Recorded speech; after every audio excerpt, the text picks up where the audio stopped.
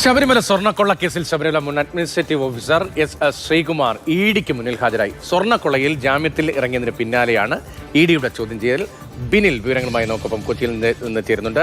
ബിനിൽ, ഇഡിയുടെ അന്വേഷണം കൂടി ശബരിമല സ്വർണ്ണക്കൊള്ളക്കേസിലേക്ക് എത്തുന്നുവെന്നത് അതിപ്രധാനമാണ്. ഇപ്പോൾ സാമ്പത്തിക ഇടപാടുകളുമായി ബന്ധപ്പെട്ട അധികാര പരിധിയാണല്ലോ ഇഡിക്ക് ഉള്ളത്.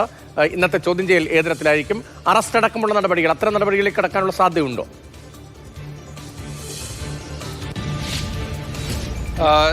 രതീഷ്, ആദ്യഘട്ടത്തിൽ എന്തായാലും ഇ ഡി അറസ്റ്റ് അടക്കമുള്ള നടപടികളിലേക്ക് പോകുന്നില്ല എന്നതാണ് നമ്മൾ മനസ്സിലാക്കുന്നത്. അവരുടെ പ്രധാനപ്പെട്ട ലക്ഷ്യം ഉണ്ണികൃഷ്ണൻ പോറ്റിയാണ്. ഉണ്ണികൃഷ്ണൻ പോറ്റി ഇന്നലെയാണ് ജാമ്യത്തിൽ പുറത്തിറങ്ങിയിരിക്കുന്നത്. ഇന്ന് തന്നെ ഉണ്ണികൃഷ്ണൻ പോറ്റിക്ക് സമൻസ് നൽകാനാണ് ഇ ഡി ആലോചിക്കുന്നത്. ഇപ്പോൾ മുരാരി ബാബുവിന് പിന്നാലെയാണ് ശബരിമല മുൻ അഡ്മിനിസ്ട്രേറ്റീവ് ഓഫീസറായ എസ് ശ്രീകുമാറിനെ കൊച്ചിയിലെ ഓഫീസിലേക്ക് വിളിച്ചു വരുത്തി ഇ ഡി ചോദ്യം ചെയ്യുന്നത്. നേരത്തെ എസ് ശ്രീകുമാറിന് കൊല്ലം വിജിലൻസ് കോടതി ജാമ്യം നൽകാനുള്ള ഒരു പ്രധാനപ്പെട്ട കാരണമെന്നത് ശ്രീകുമാർ ഈ മഹസറിൽ ഒപ്പിട്ടു എന്നതിനപ്പുറത്ത് ഈ പോറ്റിയുമായി മറ്റ് ബന്ധങ്ങളില്ല എന്നതിന്റെ അടിസ്ഥാനത്തിലാണ് മറ്റ് പ്രതികൾക്ക് സ്വാഭാവിക ജാമ്യം 90 ദിവസത്തിന് ശേഷമാണ് ജാമ്യം കിട്ടിയെങ്കിൽ ശ്രീകുമാറിന് അങ്ങനെയല്ല.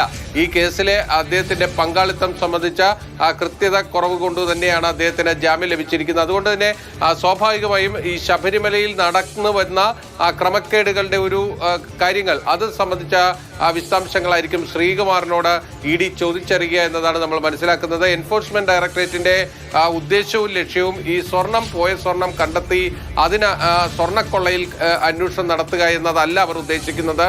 ഈ സ്വർണ്ണക്കൊള്ളയ്ക്ക് പുറത്ത് ശബരിമല ക്ഷേത്രവുമായി കേന്ദ്രീകരിച്ച് തിരുവിതാംകൂർ ദേവസ്വം ബോർഡിൽ കഴിഞ്ഞ ഒരു 10-20 വർഷം നടന്നിട്ടുള്ള സാമ്പത്തിക ക്രമക്കേടുകളാണ് അവർ ലക്ഷ്യം വയ്ക്കുന്നത്. അതിന് നേരത്തെ മുരാരി ബാബു ഒരു വളരെ പ്രധാനപ്പെട്ട ഉദ്യോഗസ്ഥനായിരുന്നു.